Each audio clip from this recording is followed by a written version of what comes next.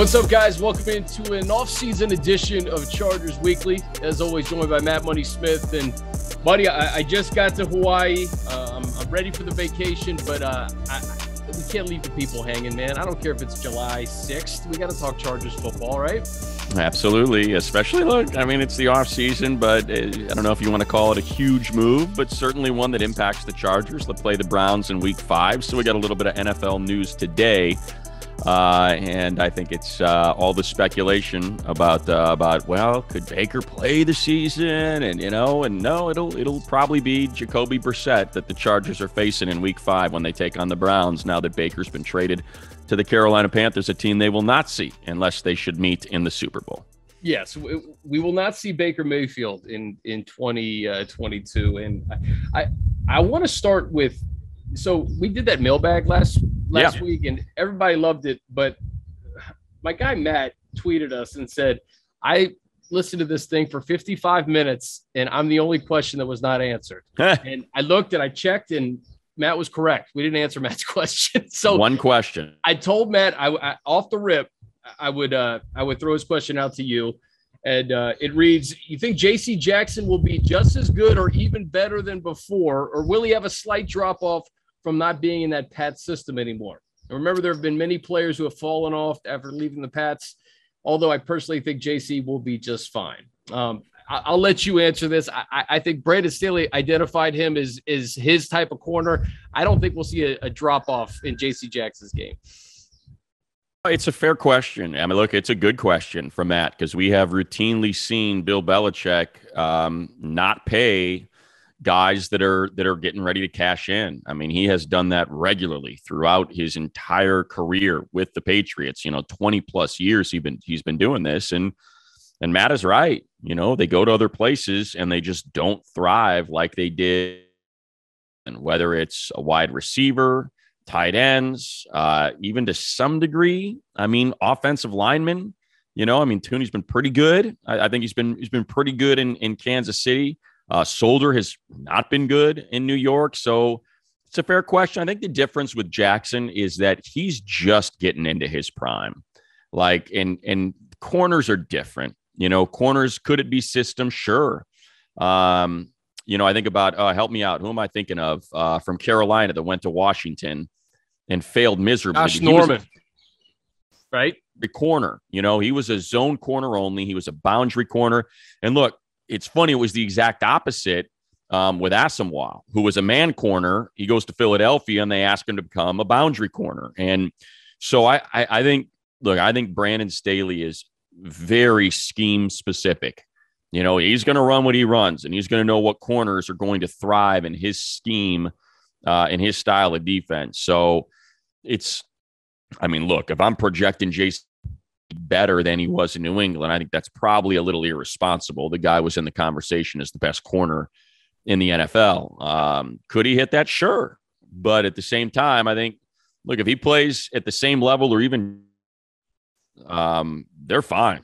They are going to be fine. And I don't see any reason why he wouldn't, especially when you consider, we talked about this last week, Chris, right? Just the way that the two things shake hands.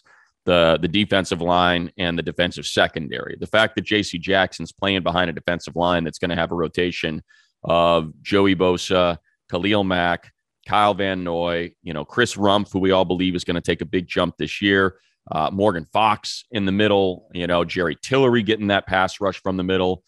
He ought to be just fine.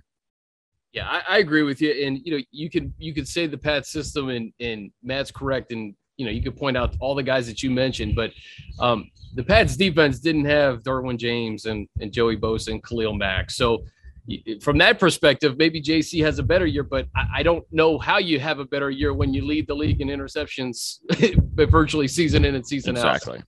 Anyway, good question, Matt, and I apologize we didn't get to you. Money, I want to go into just the AFC in general and just the fact that there's 16 teams in that division, and I just went through them, and we can kind of go through like the different categories because sure. I think like 13 to 16 teams in my mind are all more than capable of getting to the playoffs. But I want to start with Phillip Rivers We heard from Philip Yeah. a few days ago, and he talked about Justin Herbert, but he also he talked about being a Chargers fan and his favorite moment being that 2018 game, throwing that fade to Mike Williams 2-point conversion. Maybe probably my favorite money call of your calls dating back to 2017. It was just good to hear from Phil again, and it also got me thinking, like, man, Phil in the booth. Like, I get Tom Brady, I get trying to make that big splash, but whoever gets Phillip Rivers or convince Phillip Rivers to come out of retirement from coaching or just coach while also doing a Monday Night Football or one of the big CBS games, I think that would be the home run. Well, look, I don't think I'm breaking any news or I'm sharing any state secrets. When I say they've tried everything. They have tried everything. Can you do this night? Can you do this night? What if we fly you in morning of and fly you home that night? You don't even have to do production meetings. Like that's the level that these networks are on with Phillip Rivers. They all know. They know that, I think we've had this conversation before, and I love Tony Romo because, the thing about Romo and the way he calls a game, people talk about, the play predicting and stuff. That's not it. It's the enthusiasm. It's the excitement. It's the guy that knows exactly what he's seen and can explain it to you, but he's excited as you are. You'll have guys that do that and break it down and they make it sound like, they're working in the salt mines, whereas Romo does. And you can tell he's genuinely excited. And I think, for anyone that saw the clip or heard the clip of Phillip being inducted into the Senior Bowl Hall of Fame, yeah, that's that enthusiasm. Like, oh man, dadgummit, he's 16 years of me, and then you go to 16 years of Herbert, man, that'd be so cool. Like that's the difference. And I think that's, what unfortunately. But he threw the dig in on. He's like, but you don't want to be at Cleveland. 30 quarterbacks in 25 years, like that. Those are like the little digs that you would get in the booth with Phillip that I would love. Exactly. He can't help himself. So yeah, I think it'd be great. And I think look, they're trying. I can tell you from people that I know that as someone who works in the business of TV and football, yes, they have tried everything and they are going to continue to try because they know that, yeah, Tom might be the biggest name in football. And they took a swing with Drew Brees, but they ain't Phillip. They're not. And nobody is. And that's why they know he would end up being the gold standard and would be worth double like what those guys are getting paid. Because you would tune in. Like, that's the thing is people would tune in. And the difference with Phillip from other people too is like, you just know, I know people don't like the way that he behaved on the field. And some people thought it was poor sportsmanship, that kind of stuff. But people know what a high quality person he is. Like that's, what I mean? Like they talk about a network selling the face of football for that network to the American public. Like, hey, look at this guy. He's coaching high school football. He's got 9 kids. He's married to his high school sweetheart. He lived in San Diego and Newport Beach and chose to move to Alabama. Like there's just so much there, that you can sell. Listen, speaking of like gold standard, like Kirk Herbstreit, college football, he is the gold standard. But could you imagine like Al and Phil on Amazon? Like what a incredible, unbelievable catch that would have been for Amazon. And the thing is that was never going to happen because of Friday Night Lights, because he's got high school football. So I like, to me, the one that was going to work was Monday night. Like, hey, it's Monday night. You got your game on Friday. Can we get you in town on Sunday? And you get to go to mass. Then we'll fly in on Sunday night. We got a dinner squared away with the head coach, something along those lines. We're going to get you just a quick meeting with the head coach. You should call the game on Monday night, and then we'll get you home, by 2-3 a.m. on Monday. And, that would be my guess of what they tried to pitch. And it just, he wants to coach high school football. We know he doesn't need the money. That's for sure. And my gosh, he lives in Nowheresville, Alabama right now. What's the cost of living there compared to what he was paying in San Diego? He's just going to have to it's just going to have to come on one year and say, I want to do it, because you're right. Like, he can do it whenever he wants. I would love to see it sooner than later. Yeah. How old's his youngest son, by the way? His youngest son is what? Like Gunner? Is it Gunner? I think he's like what, 11, 12. Yeah. Like, it ain't happening for a while. Yeah. It's not happening for a while. And who knows, by then, maybe we'll get our first female college football quarterback and high school quarterback, and it's going to be a River, So then we got to wait 18, 20 years for that. That's right.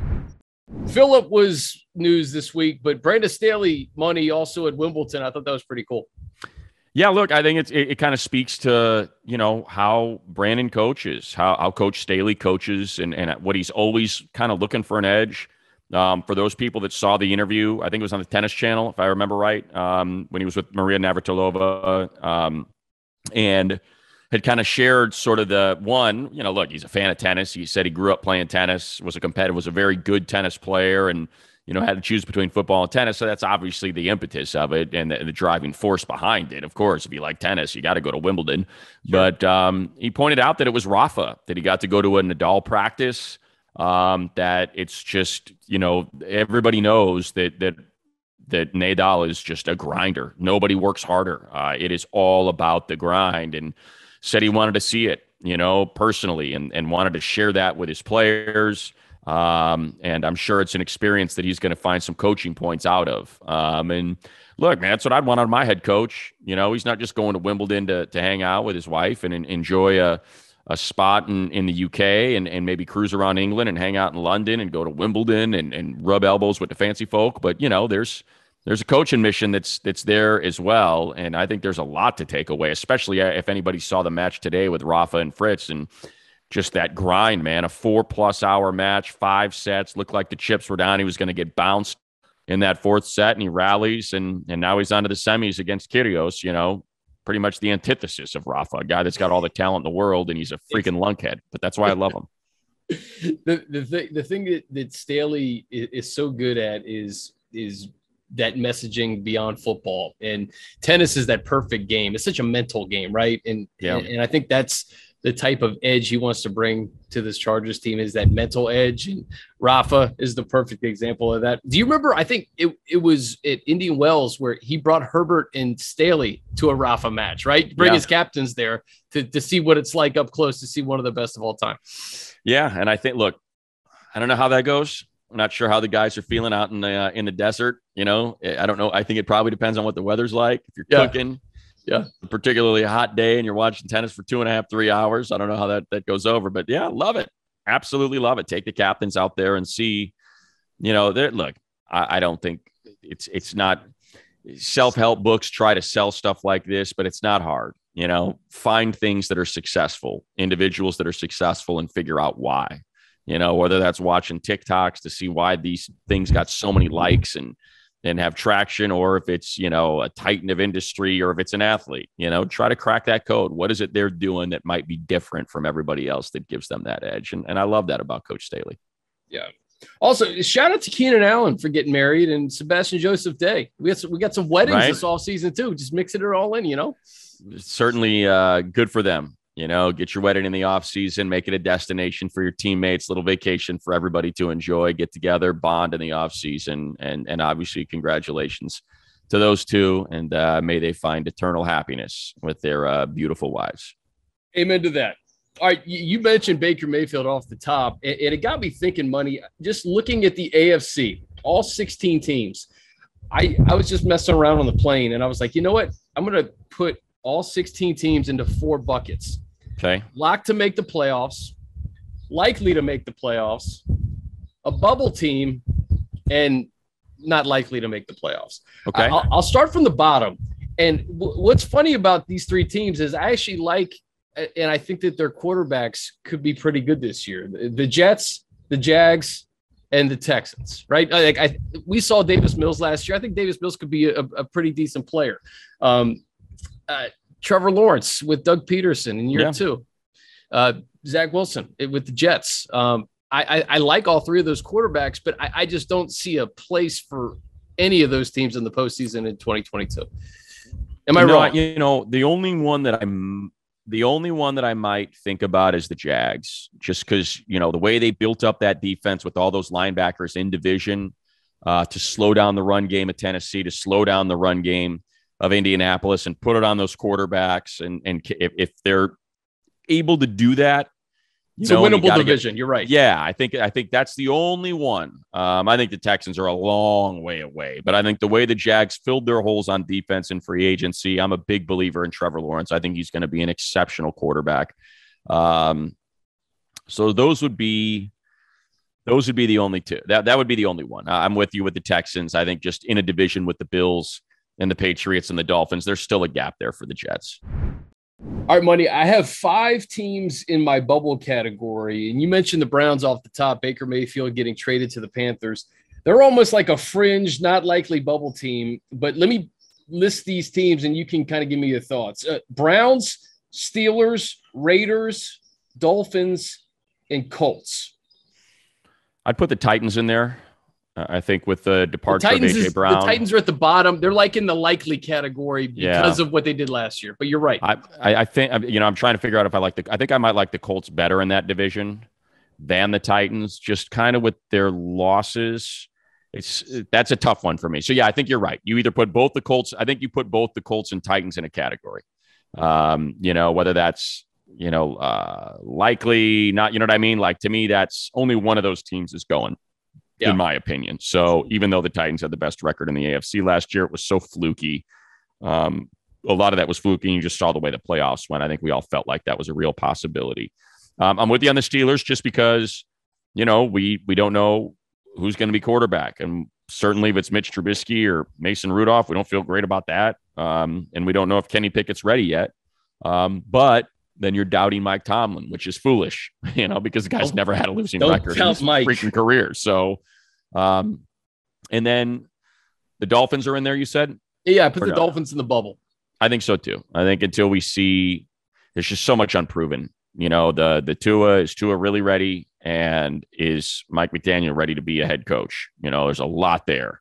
So, having never been a coordinator kind of thing. So that I think is a big one, especially in that division with the Bills and with Bill Belichick. So the Raiders is tough because I can see the Raiders doing really well. I had them in the likely bin, Money, but then I said, are all 4 teams in the AFC West likely? No, not. And I think they're the worst of the 4. And that's smart. Yeah, I think that's wise. I think that makes sense to me. So let me just start now. I have one lock. I think the Buffalo Bills are the only lock to make the playoffs in the AFC. And these are the teams that I have it in the likely bin. Kansas City, the Chargers, the Broncos, the Patriots, the Bengals, and the Ravens. And I had Tennessee in there, but Tennessee, I agree with you, is kind of like that bubble. It's one or the other. I think the Chiefs could. I think they're a lock. You think they're a lock? I do. I think the Chiefs are. I have so much faith in Andy Reid and Patrick Mahomes. Just there is something to continuity that has never given you pause. It's like Belichick made the playoffs last year, as incredible as that was. There's just something about, Andy Reid is going to end up as arguably the greatest offensive coach of his era. And when you pair that with a talent like Patrick Mahomes, even with the departure of Tyreek Hill, plus, we've talked about it. I like what they've done on defense, especially in the draft, picking up Karlaftis and McDuffie as their first rounders. I think I would put them in the lock. I think the Bills and the Chiefs are the 2 locks because, like you said, I don't know what to make of the North. I don't know how magical that run was for the Bengals.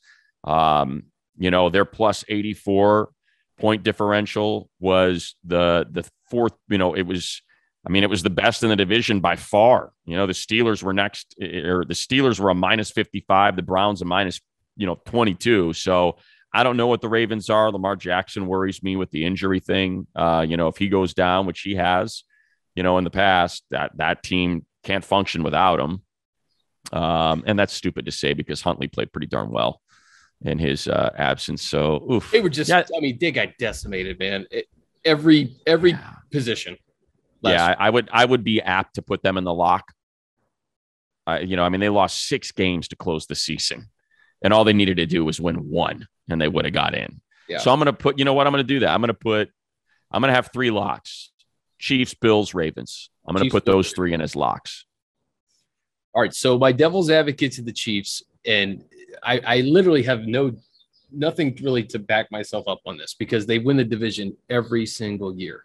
Yeah, it's been 5 years in a row now, 6 Yeah, years in so a row. like basically, I don't know what I'm talking about. But if the Chargers and the Broncos are as good as we think that they are going to be this year, and I go back to Thursday Night Football last year and had the Chargers won that game, how different the season may have looked. Like, man, they would have won the AFC West. I really feel like that was the game that they lost the AFC West. Yeah. Had they won that game, and then you had that momentum going into Houston.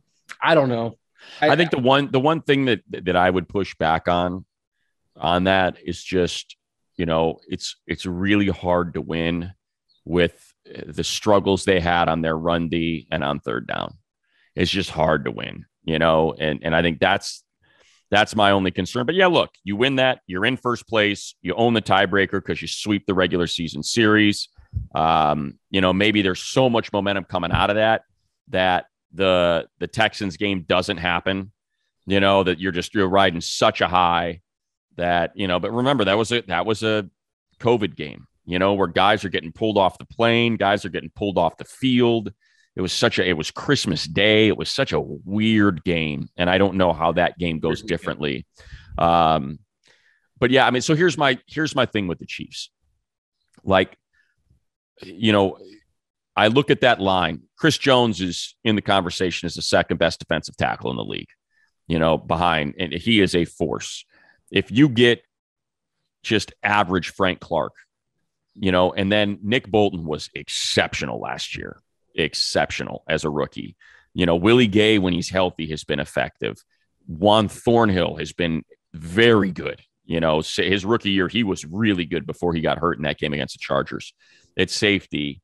I like L'Jarius Sneed, and like I mentioned, I like the rookies. I like McDuffie and Karlaftis. And then I mentioned this last week, or 2 weeks ago when we were talking about it, just the growth of the interior of that line, the fact that Creed Humphrey and Trey Smith played so well by the end of that season, and given Patrick Mahomes some comfort in the middle of that offensive line, I think is going to go a long way. So it's hard for me to count them. It's hard for me not to put them in as a lock. I'd have to, you know what I mean? Like, I got to see it. And you know what? Andy Reid's going to he'll retool that offense. With Tyreek Hill out, Juju Smith-Schuster's in, Valdez Scantling's in, the rookie Sky Moore's in. So they'll find a way to score 35 points a game. Put it this way, right? You got to have your three division. So basically you have to put 4 teams ahead of them. So in order to put them in that category, you would have to give me 4 teams that you like better than the Chiefs, right? The Chargers in the division, you mentioned the Broncos. So there's 2. Now you got to give me 2 more. So, and then they're not one of the 7. So what other 2 teams are you putting ahead of the, you know what I mean? I can't put the Pats ahead of the Chiefs. I can't put any of the teams in the AFC North, any of the teams in the AFC South. So to me, that's why it's like, yeah, they're a lock. They're going, they're better than 4 other teams in the AFC. And buddy, just going through that list, it makes me realize just how tough it's going to be to get a playoff spot in the AFC. I think the Chargers are more than capable, but you look at those first 2 weeks against the Raiders and the Chiefs, and then right after that, the teams that we talked about not likely to make the playoffs are on the Chargers schedule. So just that first 5 weeks of the season, Chargers got to come out swinging. Look, I think the Chargers have a team that suggests they should be favored in every game they play. I think that's the level of talent they have on this team. And I think, like you said, getting off to a good start's great because we know, when you go 0-1 or 0-2, then all of a sudden it's like, it's only 16% of the teams that have started 0-2 and that just starts hanging over your head, and it's not a fun exercise to have to deal with. We've talked about it all the way up through, that week 9, which would be 8 games because their bye week is at 8. I'm looking at it right now.